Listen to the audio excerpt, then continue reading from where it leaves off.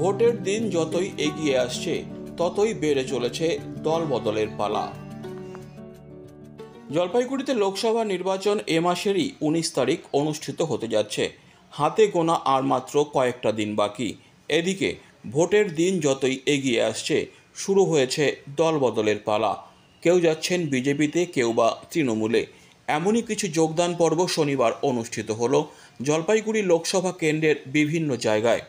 এদিন রাজগঞ্জ ব্লকের মান্তাদারি গ্রাম পঞ্চায়েতের শিমুলগুড়ি হাড়িয়া মোড় এলাকায় তৃণমূল ও সিপিএম থেকে প্রায় 100 পরিবার বিজেপিতে যোগদান করেছে বলে দাবি।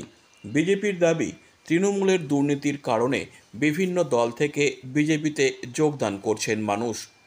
এদিন গত পঞ্চায়েত নির্বাচনে সিপিএমের পঞ্চায়েত সমিতির প্রার্থী এবং তৃণমূল কংগ্রেসের প্রাক্তন পঞ্চায়েত প্রার্থী সহ প্রায় 100 পরিবার বিজেপিতে যোগদান করেছেন বলে জানা গেছে।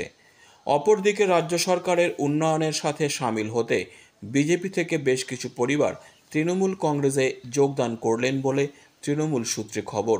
এদিন রানীরহাট, উছলপুকুরি সহ বিভিন্ন এলাকা থেকে তৃণমূল কংগ্রেসের প্রার্থী নির্মলচন্দ্র রায়ের হাত ধরে শাসক দলে যোগদান করেছেন বলে খবর। আজকে এই শিমুলগুড়িতে, মান্তাদারি অঞ্চলের শিমুলগুড়িতে আমাদের একটা যোগদান সভা ছিল। তার সাথে এই যোগদান সভাতে তৃণমূল এবং সিপিএম দুই দল থেকে প্রায় 300-র উপরে ভোটার, 100-র মতো পরিবার ভারতীয় জনতা পার্টিতে আজকে যোগদান করলো।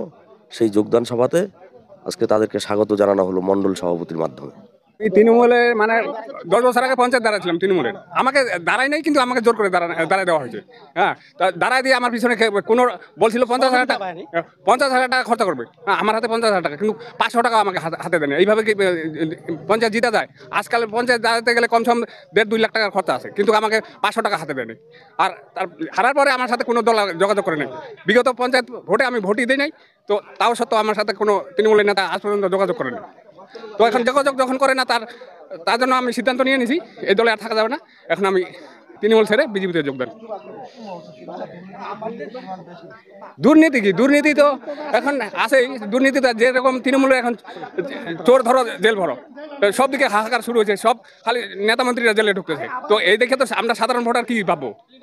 আমরা সাধারণ ভোটার তো ভাববো যে এরা তো খালি ক্ষমতা চাচ্ছে কামানোর জন্য।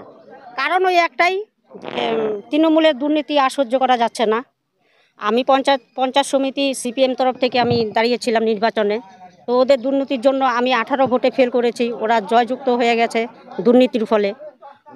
ওই উপলক্ষেই আমরা আজকে, আমার বাবা মা ঠাকুরদা সবাই সিপিএম করে গেছে, তা সত্ত্বেও আজকে নিরুপায় হয়ে ওদের অত্যাচারের বিরুদ্ধে লড়াই করার জন্যই আজকে আমরা বিজেপিতে যোগদান করছি।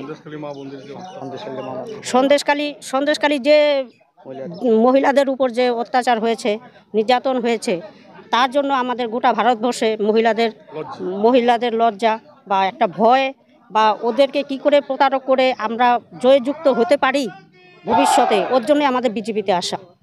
Disclaimer. This channel may not promote any violent, harmful or legal activities. All content provided by this channel is meant for an educational purpose only.